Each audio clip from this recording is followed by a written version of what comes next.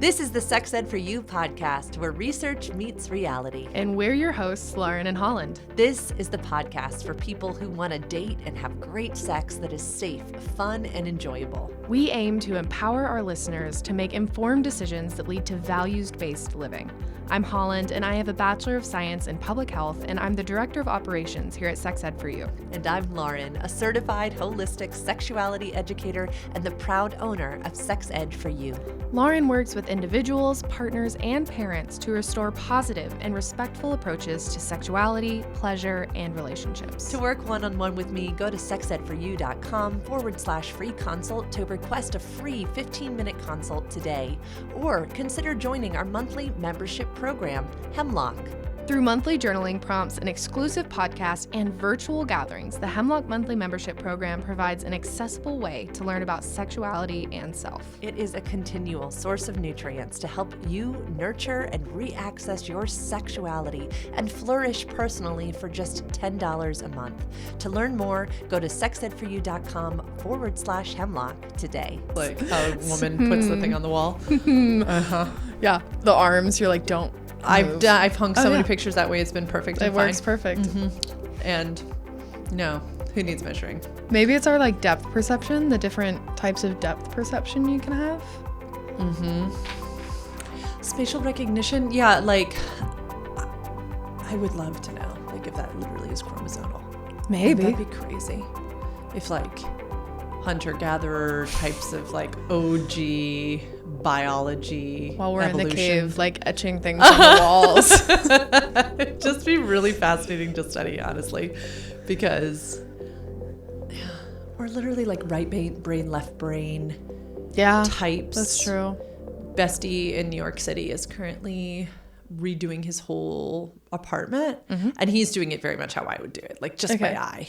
Okay, yeah. And so that makes me think that he has more like left brain dominance of like creativity. I thought, is it left brain that's creative? I thought I was right. I have no idea. I think it's left. Okay. I'm going to go strong and wrong Yeah, with that. go if left. It's wrong. I'm going left. Hey, if you're going to do it hard. And yeah, I don't know.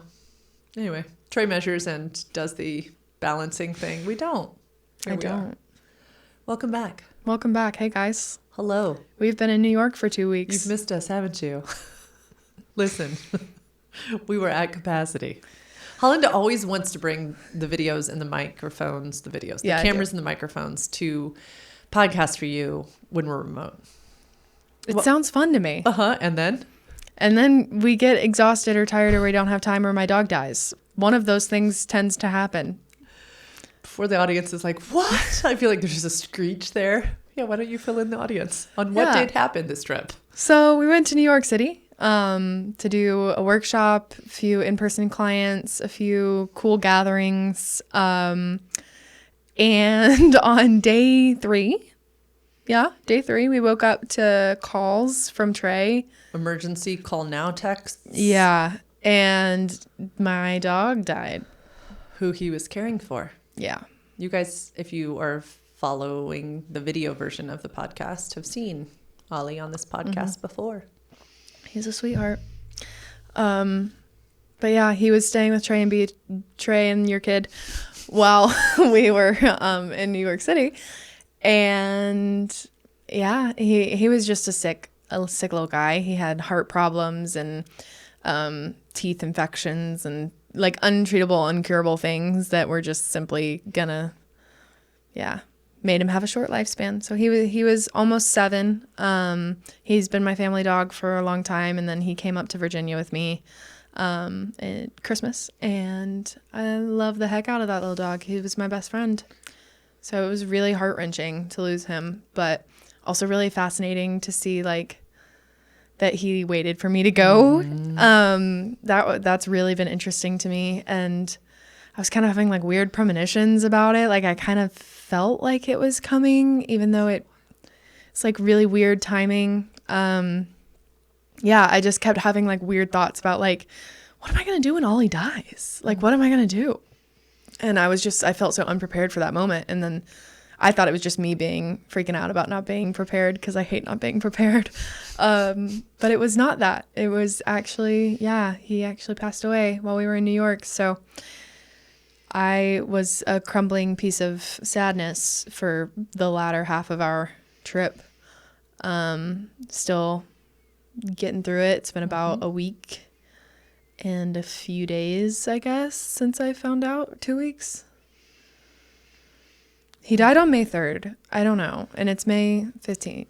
14th. So about 2 weeks. Yeah.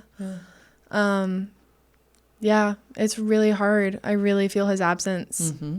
But I also really deal with most things with humor. So peace. We've been bringing on. Don't think, y'all, that we are not dealing. We are dealing, but there's a lot of laughter going on. Yeah. No, it wasn't just Holland having premonitions. Trey had dreams the week before that Ollie was here, because it was often. We called him Grandpa Trey.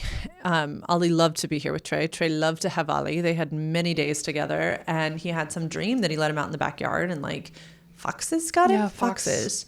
And he woke up petrified that Ollie had died. I mean, he was just like very upset. That happened, I want to say, a week before. The night before we left, my kid and I were pulling like tarot cards because I was packing mine, and she was like, "What? I didn't know you had tarot cards." And she said, "Will you pull some for me?" And I was shuffling the deck, and the death card flew out. Yeah. And she was like, "Well, that's depressing," like made some 13-year-old comment. And we were both just like, huh. And I said, maybe she's wrapping up 8th grade. I was like, maybe it's like the end of a school year, like just encouraging you to embrace this season. And she, again, deals with humor. And so I was kind of making some like dark humor jokes. That was days before. Days before.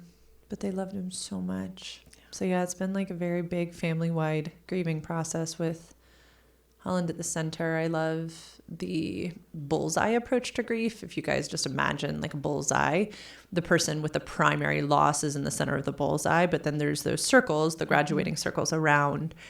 And the theory of grief management is that the people in an outer ring care for the person on the inner ring. So like we, like the three of us, I would say, maybe even Trey and my kid are closer even than me, right? So I'm like maybe 2 rungs out. Maybe it's you and then them and then me on some little ring alone. But like each person on an outer ring just cares for the person. So the person in the middle, you don't have to care for anybody. It's just your grief. You just get to be in your grief. Lazy grief. Grieving grief. You're in the middle. Then Trey and my kid, in their own beautiful way, care for you because they're so close. They were so close to the grief. Then I, on them. So then you can always look to someone on an outer ring to care for you. So then I go to like my friends, right? My like closest ones, and then out and out and out and out. And that was so helpful to me because you should have no responsibility. You have to care for no one. No one. But everybody else needs to know that they can look outward to get cared for too.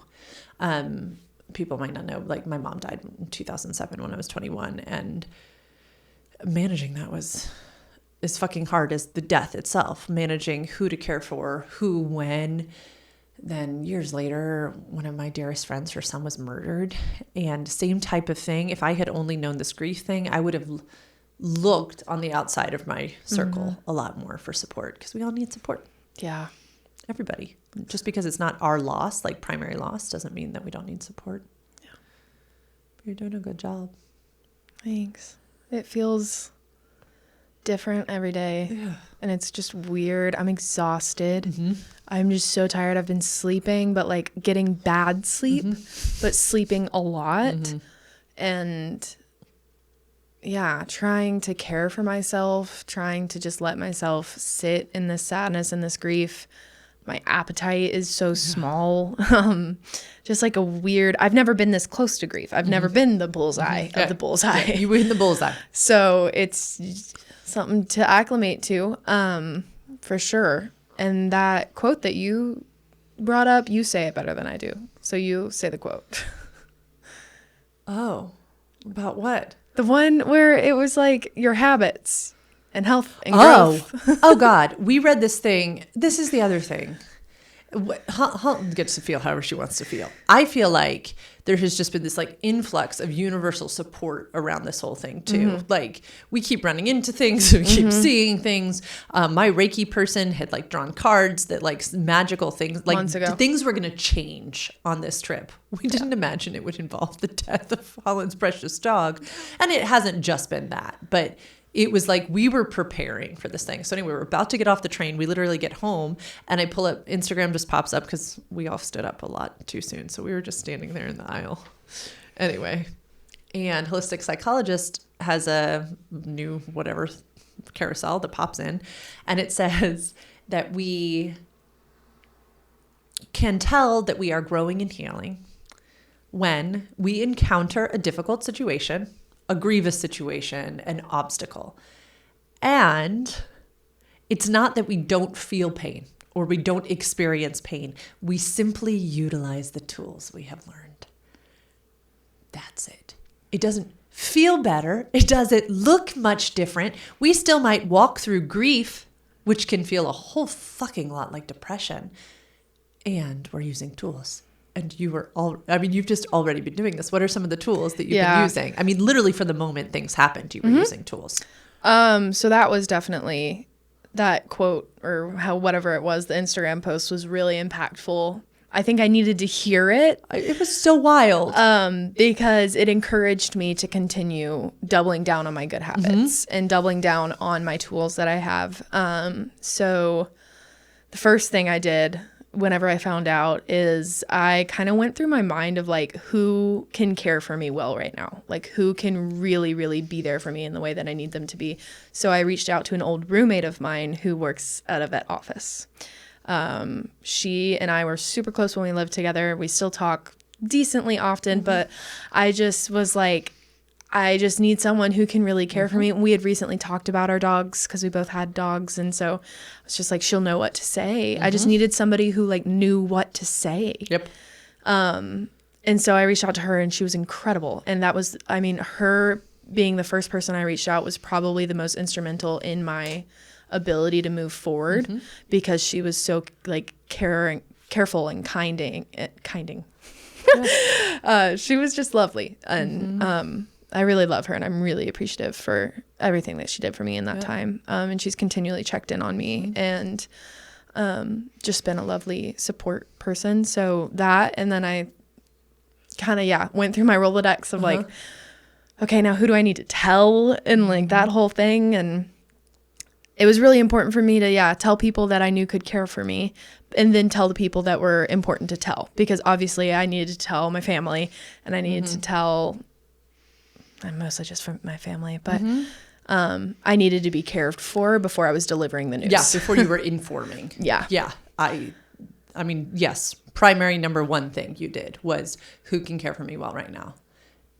And I think that is a question so few of us ask. It was new for me. You did such a good job. Well, also, let's put ourselves in Holland's shoes, everyone. We got this text moments before our workday was set to start, wherein I'm the person with her, but I need to go work right now to pay for this work that we are there doing, right? Like it was, thankfully, we had gotten a rental car, so we had that too, and you can get to all that. But like, she just did such a good job of, embodying, okay, this is my grief, need to tend to me. And it was just great. So great. Continue. It was just weird, but that was how I started my day. And then I was really grateful that you had left your laptop. You were seeing clients and you left your laptop at the house. So I had to take the rental car and like bring you your laptop, which was so good because I needed a reason to get out of bed. Oh yeah, and get out of the room. Okay, cool. That must have been like providential or something because absolutely. I don't know why I left it. I don't either. You always use your laptop. It was weird. I was like, I don't need that. It'll be one less thing in the space. And then the moment I got over there, I was like, I need this. Yeah, I really need this. So it was really good because I brought it to you, and then I spent the morning getting coffee and going on a drive, which is always my silence, stillness, and solitude. It's my like moment of silence and solitude. It's all three for me, honestly. because I find silence in music. Like silence to me is not really silence. So I found that and just had moments of just crying and driving. And then I found a graveyard and I sat there and just grieved for a bit, went to a park and just really cared for myself. Like where I was listening to my body of like, where do you want to be? What do you want to feel? And so I did like a little bit of work to feel purpose. And then, sat in a graveyard, cried a lot, so much crying. And then since then, a lot of the tools that I've been using have been allowing myself grace, which is interesting to say as a tool, but I definitely would say it is like a skill, because I'm not angry at myself for sleeping later than I have, which is like 9. Like I'm still going to the gym every once in a while, not as often, but still like going and moving my body. And I've reached out to friends and seen them since being back, and just kind of trying to acknowledge the pain and allow it to move through me instead of just letting it like kind of wash over me. Really sitting with it. Coming back to the apartment was really hard because there was a little blanket on my bed that he loved to burrow. And so he would curl up in a blanket and just move around until he got it perfect. And so there was a little blanket that literally had like the little shape of his body in it. And it just crushed my heart to see that. Like I remember walking into my apartment and I saw that because I didn't know it was there. He had done it like after we had gotten on the train to New York. And I saw that and I just like fell to the floor and just started sobbing. And, his food dish had little pieces of food and they were pushed to the corner because he always pushed them to the corner. And his toys were, where he had last played with them. And it was just hard to see like remnants of him and not him. And like walking into my apartment still, I will be like, Ollie, I'm home. Like nobody's there. It just really sucks. But we had a funeral. Yeah. And I think that's honestly, ironically, y'all, Holland had already sent me something that we could talk about. There was like rituals for things. And then we had a ritual. So why don't you share about the ritual and the different things and elements that you brought in and asked for and requested. And then we'll move into this other piece of the conversation because I think it's so perfect. In my work, in the Institute for Sexuality Education and Enlightenment, we did a lot of ritual classes on rites of passage. And we talk about this when we talk about menstruating people, that in so many other cultures, your first menstruation ushers you into this whole rite of passage with your culture. We don't do anything like that here in America. We are familiar with a couple rituals. Weddings is one that a lot of people are comfortable with and know about. Another one would be birthday parties. And then funerals. Those are Easter? Yeah, sure, right? Like kind those types of things. But like to usher into new chapters, I wish we had so many other ways to do things because I think it's really good for our bodies. Why don't you tell us about? Sure, yeah. That? I kind of put off planning it till the day before because I just didn't have capacity to deal with it. But then Saturday, as I sat in my body, Trey and I went golfing actually, and I was kind of thinking about it while we were there. I did not golf. I just sat on the cart. But I was like, I had this immediate thought, I don't want everybody to wear black. I am such a person who's always said I love all black. I wear all black literally all the time. Currently wearing I hope all black. Other viewers were laughing out loud when she said that because I'm nodding my head but looking at her. Holland, you wear black. I do. I love black. Yes, I bet I go. But for his funeral, yes. For his funeral, I really wanted it to be more of celebration of life than sad grieviness because I've been doing that and I'm still doing that. And the funeral itself, I felt needed to be celebration of what he was and what he had because he lived 7 years longer than the doctor told us he would. So good job him. So I was everybody wear their favorite color and would love for you to put something in the grave with him that reminds you of him or that you want him to have, like in whatever afterlife that he's in. So I brought his favorite toy and a ball and these little sticks that he would like chew on, or like little dental sticks or something. He loved those. He would put them between his little paws like this, and he would just hold it and then like bite it. And it was really funny because he always had his paws crossed. I think in his next life, he's this happy little gay man. I just know it in my soul because he's just always like this. It just was my favorite. He was such a pause. I'll put a picture on right here for y'all to see. Just his little pause. This was our favorite. He was so cute. Yeah. So yeah, I put all of that in his little grave with him. I put a bow tie on him. I didn't actually put it on him because he doesn't like wearing them, but I put it on so that he would look handsome. He didn't look handsome. Yeah, he looked so handsome. Yeah, and I wanted everybody to say a little bit of something. Yeah, and so we did. And you put on some witchy woo-woo music, except it was piano. So I started putting on like that, and then it just sounded like we were doing a seance, and we all started laughing. There was a lot of laughter, so instead I found like some jazzy piano. It's nice. It was nice. Holland's usually the leader of music, but occasionally when her emotions are further or like occupied somewhere else, I have to do the music, and it's always disconcerting. But I tried like my witchy woo woo stuff, and nothing. It did feel like a seance. It did. I was like, we're not trying. I don't think that's what we're trying to do. Putting him to rest, not like inserting another soul into this body. No.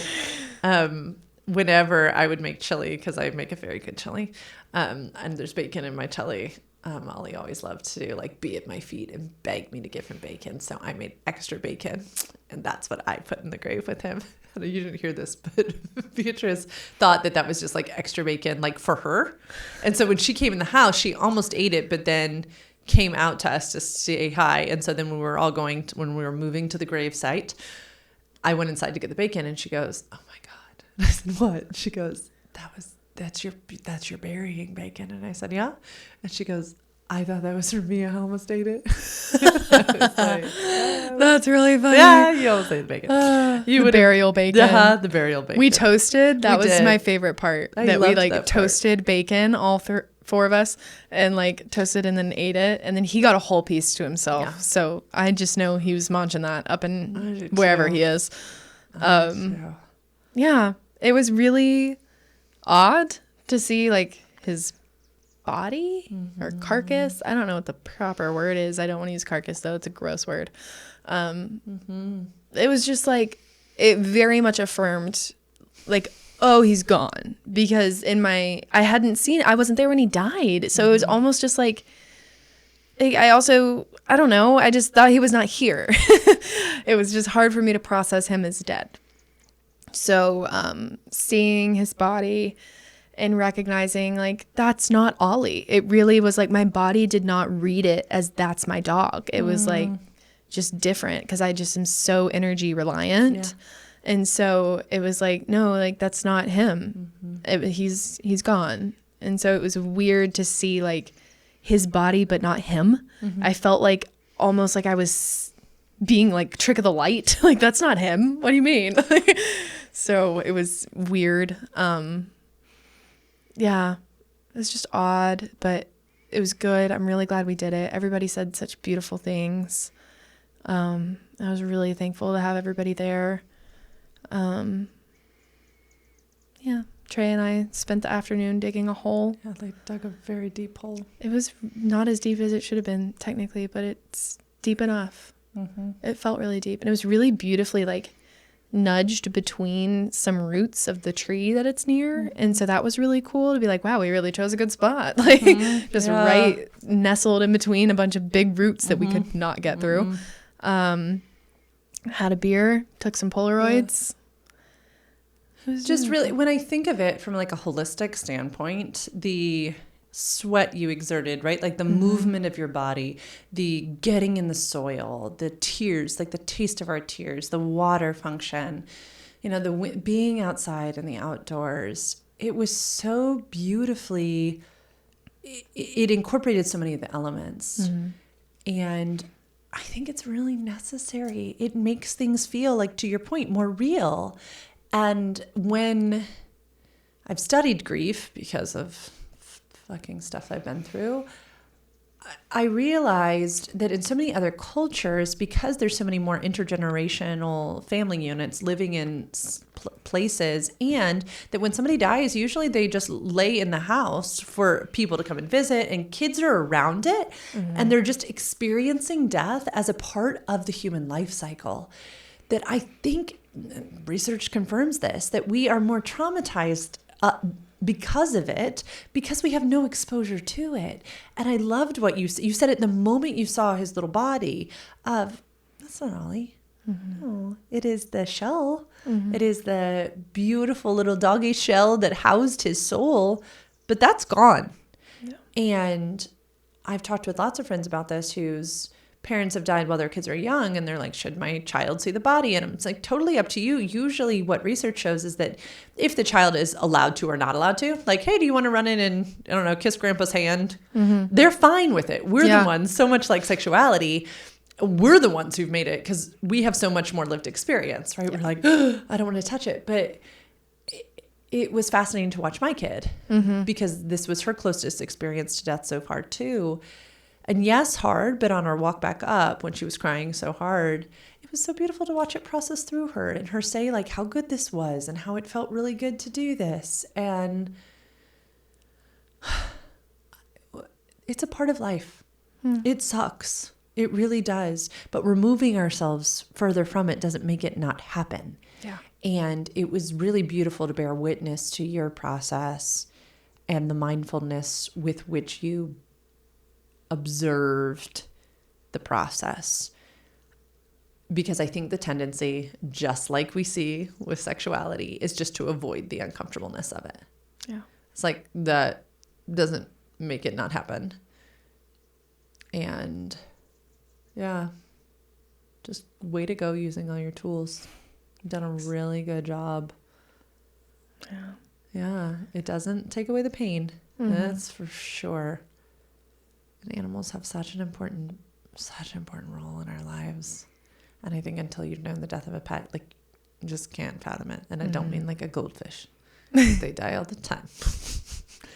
But yeah, our Great Dane died years ago, and it was, the first time I experienced that. And I'd experienced adult, like, human death by that point, and this was rough because it's their energy. And it's so constant too, is the thing with pets. Like, it's not like you choose when you see them. They're just always there. Yep. So like having that be just removed is really odd. And I think, with a human being, you probably have like things too, but like dogs and cats, they don't talk. Yeah. They're like, like our best friends. Like they, aside from like peeing on curtains or like annoying things that pets do that we all know about, they're pretty much great. Yeah. And so it's really sad when they're gone. Yeah.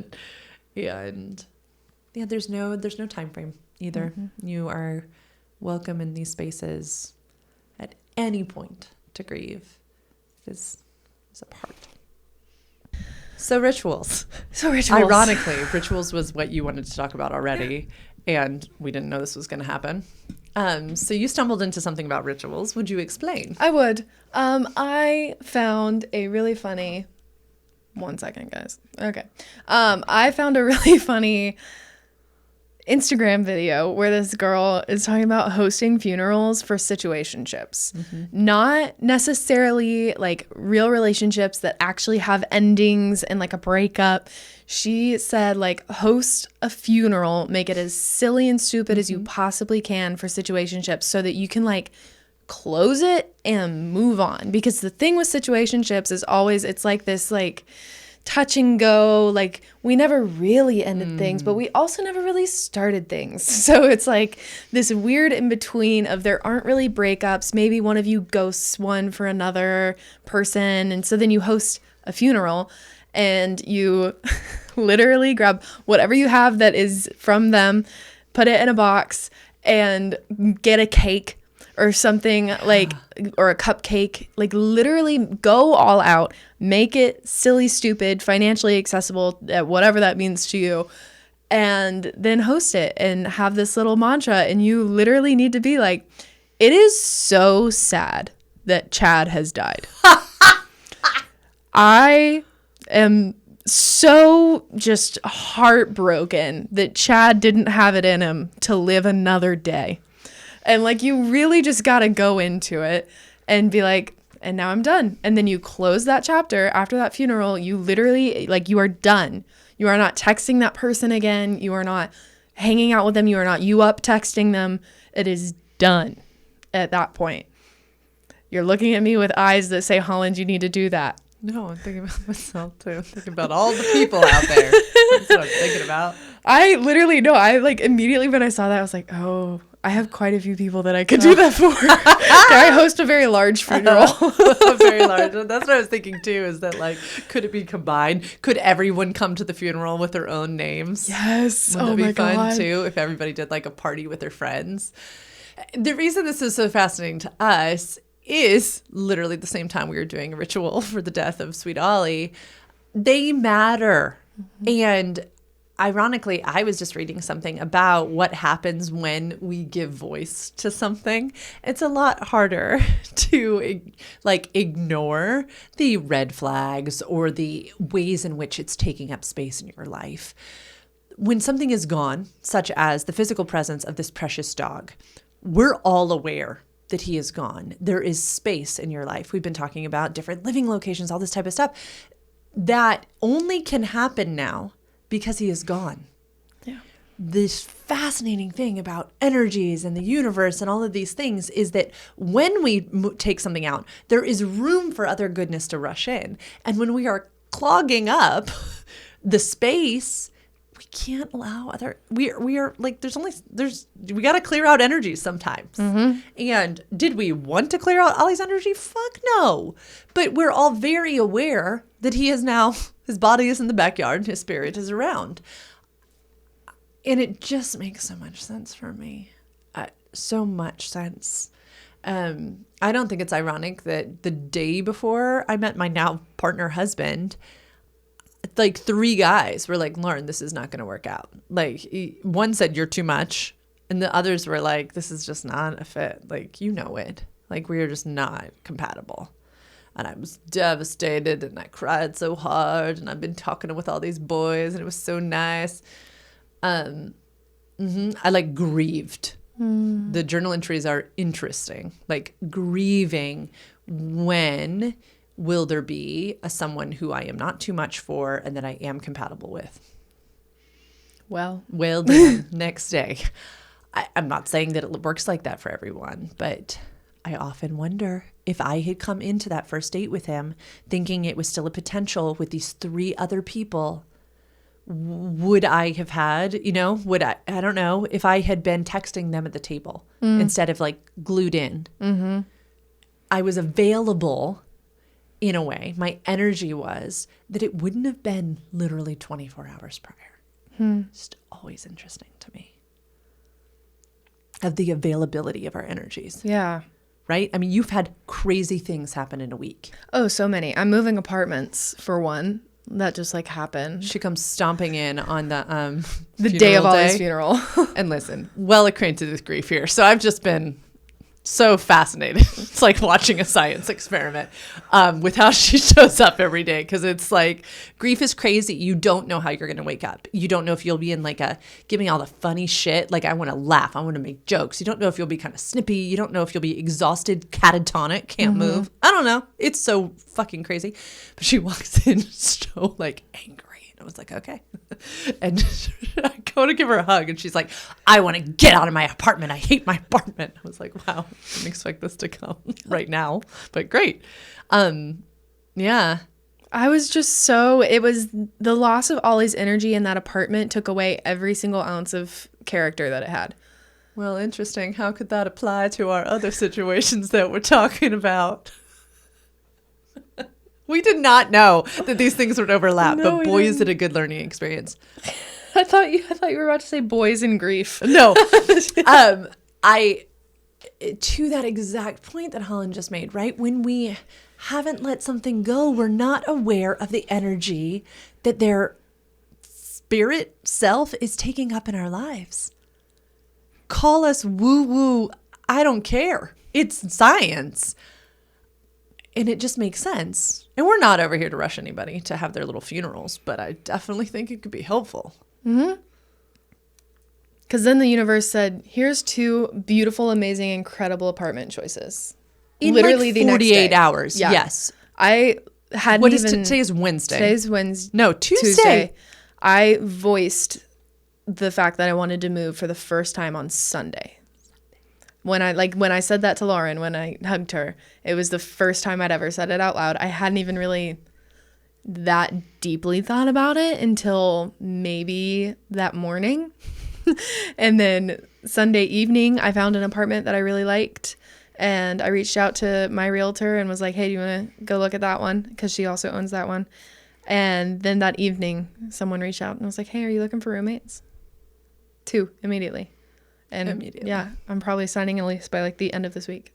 Mm-hmm. So, Ask and you shall receive. Mm-hmm. Mm-hmm. Okay. What keeps people from doing situationship funerals? Well, Lauren. Please do tell me from an analytical point of view. Analytical point of view.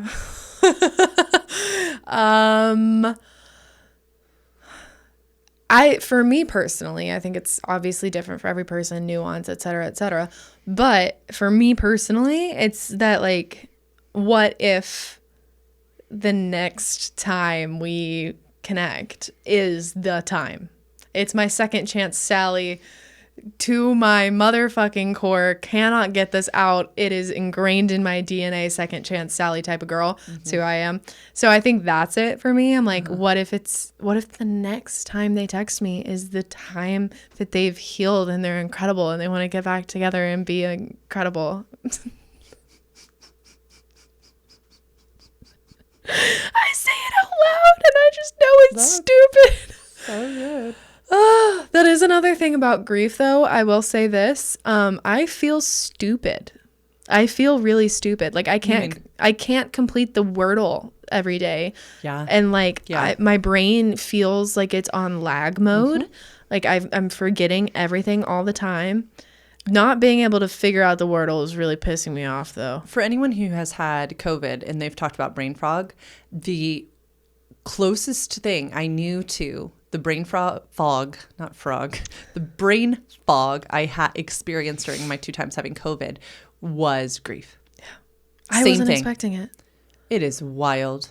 I just feel literally dumb. Yep. It's very frustrating.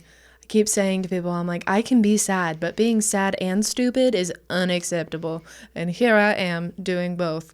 And I just... It's hard. It's harder to be witty and smart. Is that what you meant by the grace then, too? Yeah. Uh-huh. Yeah. I'm trying. Makes sense. But also I'm like, I can't even freaking Wordle.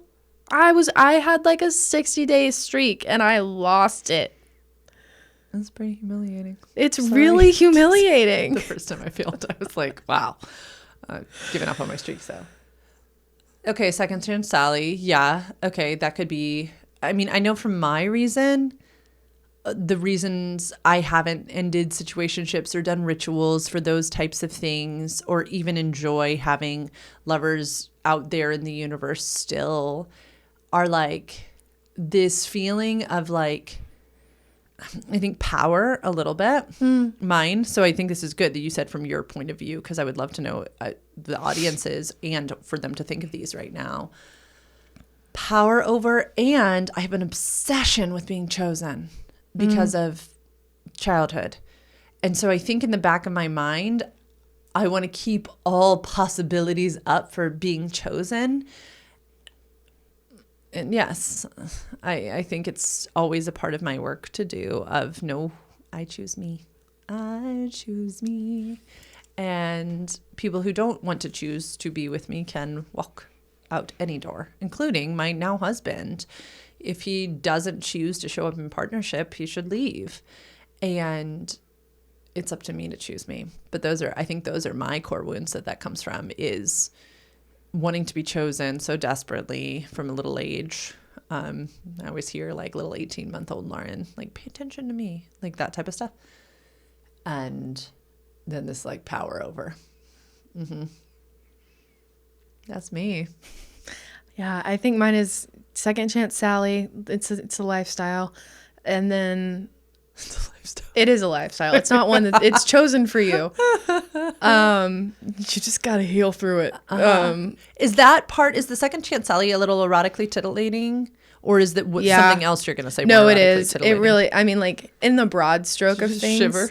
No, I was Shiver. It's like, okay. no. Oh, that's funny. No, in the broad scheme of things with the Second Chance Sally.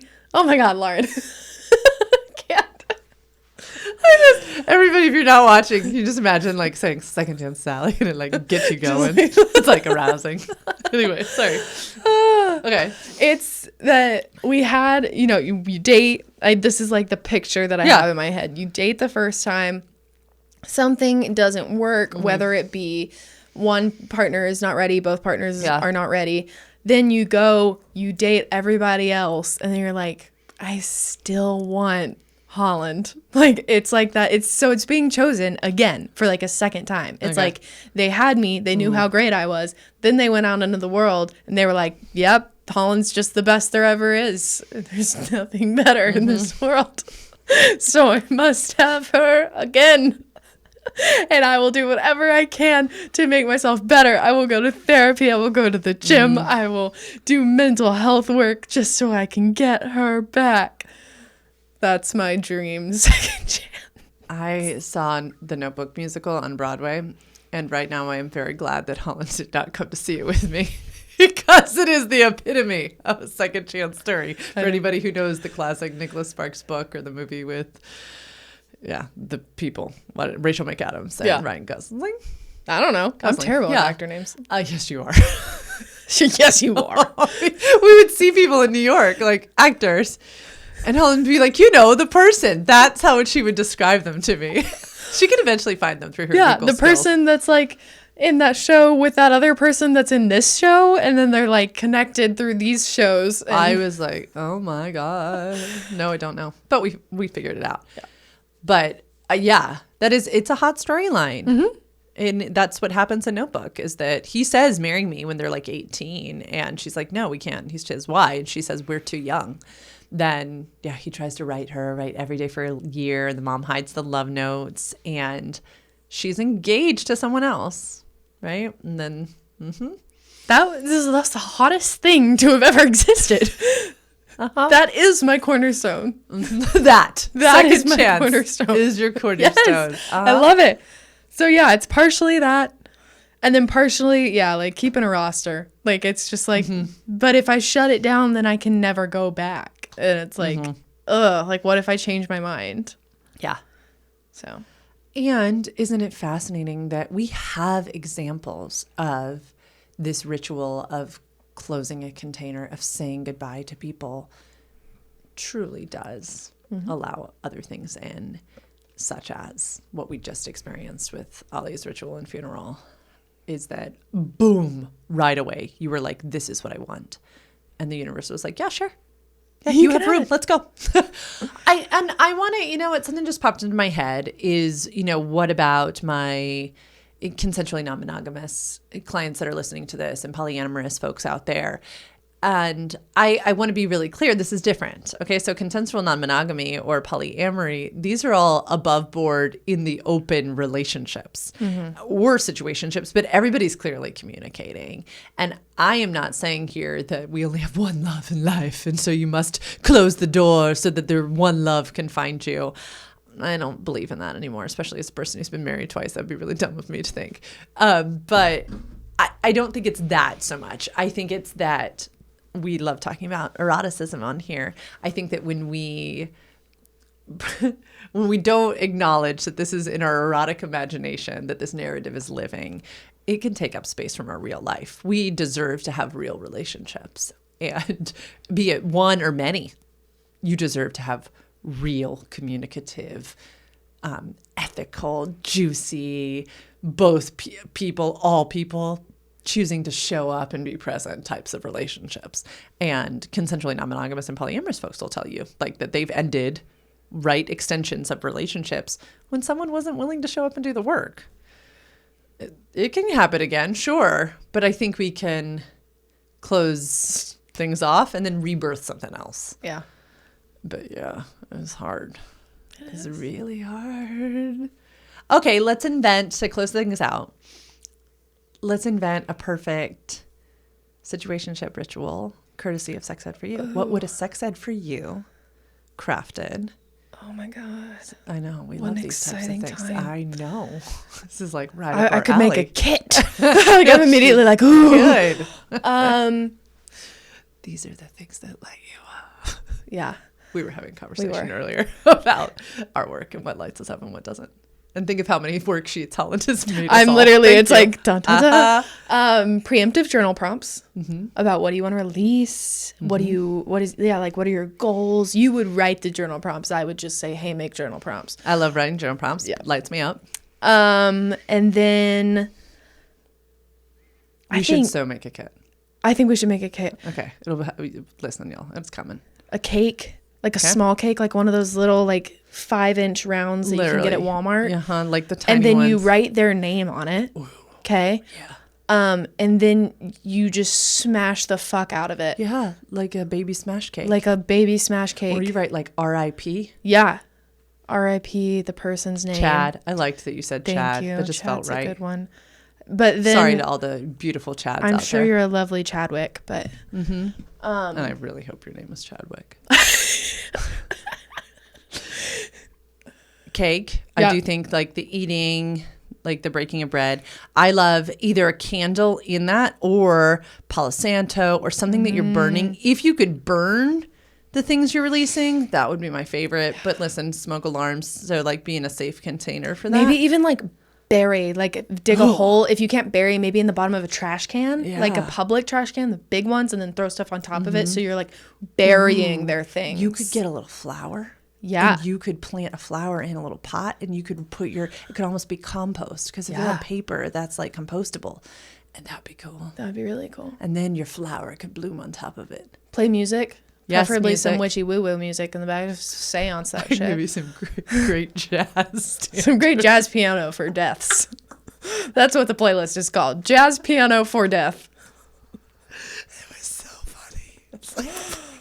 I just don't like silence, and it was so quiet, and I was like, I'm gonna be sobbing. You and requested if it's just like music. I provided music. So music, yeah, preferably not like your favorite songs with Chad.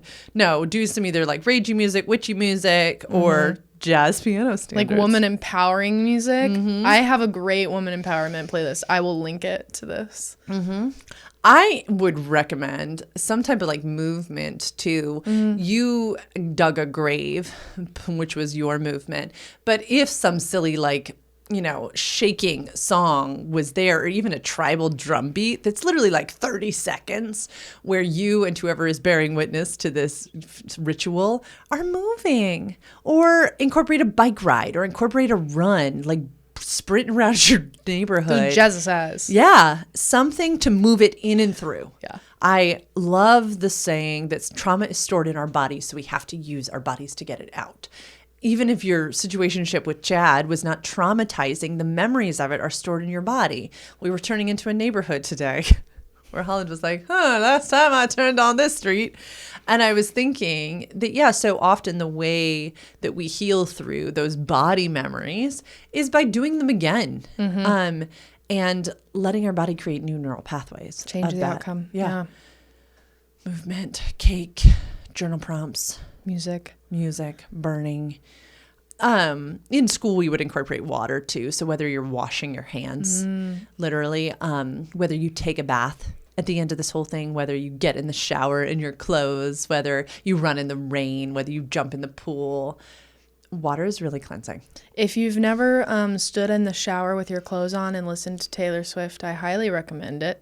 I did it with the same roommate that consoled me on my dog. We did that in college, and it was one of my favorite memories from college. You really get some stuff out that you did not know was there in that situation. So maybe that can be this part of this ritual too. Most of my best grieving, to Holland's earlier point of she likes being in the car, I really like being in the shower, sitting on the ground. Something about it. I think it's the sound that is almost like it zooms. The groundedness of like the bathtub floor. It's where I've done most of my grieving. Just realized that that's where I was when I found out my mom died. So that's probably why. Probably. Mm-hmm. You also immediately went to the bathroom whenever you got the text from Trey. Yep. I think it's funny. I think there's something that's like, well, first of all, you were still asleep. I also, haven't mentioned this, was very scared a little bit that it was Beatrice. I'm sorry, my kid. Yeah. I thought since you were on the text that it was dog related or something else. But also, there was this little piece of mom in my heart that was like, holy fucking shit. We woke up to emergency call now text. Mm-hmm. So I was also like bracing myself. But then when I saw his face, I was like, this is not the kid. Yeah. This is something else very serious. But yeah. Anyway. But yeah, I did go to a bathroom. Yep. I don't know. It's my safe place. My favorite moment. I knew you were going to tell this story. Do you know what story it is? I don't know. It's when we went to the bathroom, because I like saw you got up, you got the call, you went to the bathroom. I see the text. I immediately know like something with Ollie. So I go into the bathroom. You like sit me on the toilet. You're like, take a seat. Down. And then you're holding Trey in front of my face on FaceTime. And he goes, Ollie has passed away. And I go, what? Just from like late auditory processing. He goes, Ollie is dead. Mm-hmm. I was like, did you not think I knew what passed away was? That's exactly what he said to me twice. I probably asked him the same thing. It's just like an immediate reaction. I found it fascinating that he didn't like prepare for it, right? He wasn't like, I have something to tell you. I have some. No, he just went straight in. Ollie has passed away. Ollie is dead. Sounded like talking to like astronauts in a spacecraft. It's really funny. No, I thought we were going to tell the part. What time is it? Oh, we have time. That what we didn't know. Okay, so this is a great way to end. But okay, so I see clients. Holland comes and gets me. I think we get food. Mm-hmm. Then we go to the lake. We're like, we need water. Like, great. We are in this upstate New York-y area. I knew there'd be water. We found a beautiful pond. There was a swan chasing a Canadian goose. It was beautiful. But Trey had texted while I was in with clients and said, babe, whenever you have capacity, I could really use someone to talk to. Turning to a circle, right? Good job.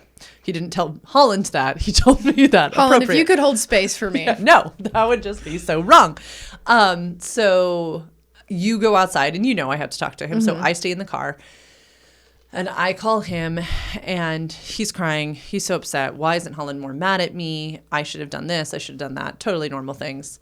I share with him what you've shared with me, which is your premonitions, your relief that you didn't have to witness this, that he was with his favorite people, that he had like protected his mama and waited till she was gone. So I'm sharing all the good stuff. And then I say like, do you want to talk me through just like what happened? I'm like preparing myself for a really sad story. Y'all, death is so weird and funny. Okay, so this is what went down. Is Friday morning, 6:20 a.m. Trey's like in that space between asleep and awake, and he starts to hear my 13-year-old's voice sound very alarmed. He can't really hear what she's saying, but as he's coming to cognizance, he's hearing something is not right, something is wrong, something is wrong. And so in like parent mode, he jumps out of bed and runs into her room. Y'all, Trey sleeps naked. In his oblivion, he has the wherewithal to grab our decorative European sham. It's like, it is big. It's like 30 by 30. And put it in front of his crotch and runs into her room, which is only, it's like a few feet. Yeah, it's not very far. But apparently starts doing CPR. Tiny CPR. Y'all, we've tried to imagine this. He acted it out for me and it was like this. Naked. I guess he was Ollie's on the floor. Trey is on the floor, kneeling with a pillow between his legs, his ass out. My 13-year-old standing there and watching this whole thing. So She's like experiencing death and her stepdad's ass at the exact same moment. And I'm hearing this story, and all I'm thinking about is that I have our clients fill out a sexual timeline. And we say all first experiences that are relevant. And I'm like, oh, fuck. That's going on my daughter's timeline. On my daughter's timeline. The first time I saw a grown man's ass. Oh, by the way, it was also the same exact moment I experienced death for the first time. I just can't get over the tiny CPR. So my dog was 4 pounds, y'all. He was this big. And Trey said he just kept trying, and he would feel a heartbeat, but really it was like his own thumbs. And so at some point, my kid's like, Trey, you can go put some pants on. So he says he stands up and turns around and walks out, but didn't think like I should move the pillow around to cover my ass. And so can you just imagine a boy ass walking out of the room? Like you look, but you don't want to look. Oh my God. So he put shorts on and came back in, and they kept trying, but that's when they were like, there's nothing. But it is one of the best parts of the story. It brings me joy. It brings me so much joy. I hope Ollie watched that from heaven and was like, I'm sure he was cackling about that. Yeah. Tried to talk to the 13-year-old about it the other day, and she was like, I don't want to talk about it. I don't want to talk about his ass. And I was like, okay. And you can anytime. You can make jokes about it. We can all talk about it. That's some pretty significant shit to go down in That's so funny. 10-minute period. Wow. Bright and early on a Friday morning. Woohoo. Wow. Anyway, that's the best part of the story. That is. I mean, tragic, but also I'm trying to be sympathetic listening to him in the car while you're out journaling by the swan and the Canadian goose and just cackling. I'm like, I'm sorry, babe. This is hilarious. He's like, now that I hear you laugh, yes, I can acknowledge that is very funny. I'm like, it's very funny. I'm sorry. So sorry. There's never been anything funnier. Yeah. Yeah. So anyway, yeah. Rituals, laughter. We've been talking a lot about how pleasure is the greatest antidote to pain, and that laughter and grief can coexist so beautifully. And so can the sweetest of sweets. This apartment, hunting being such a joy, that can exist at the same time as grief. And we have been so conditioned by society that pleasure and pain cannot share spaces, and they can. Esther Perel calls it the eroticism of death, because it truly helps us appreciate life. And if there's anything that Ollie Boy has done, it is that. And I think we all so deeply understood what a gift he was, and it is worth soaking up all the goodness out of life. And I'm so glad that we got to know him here for as long as we did. He was one loved puppy while he was here. Oh my God. He had the best months of his life. Oh my God. For sure. He would come running in and like find me wherever, like leap up into my work chair. You could just hear his little paws running around. Like, who could he find? It was the best. It was incredible. He was just such a little happy puppy. Yeah. Follow us on Instagram at sex_ed_for_you. These are our experiences and opinions, and if you hate them, that's totally valid and fine, and you don't have to listen to us. It's a lovely thing called autonomy. And we love you all. Thank you so much for supporting us. See? Brain fog. I didn't know what the support word was. It's wild. Thank you for supporting us. We really do love you guys. If you would like to schedule a free consult with Lauren, you can request one at sexedforyou.com/free consult. And yeah, check out our website. We have a lot of really cool things on there. We have Hemlock. We have other things like merch. We have merchandise. Yeah. And we're about to have online video courses. Yes, we are. So they've been a long time coming, but we created them, and they're wonderful. The editor is just taking too long.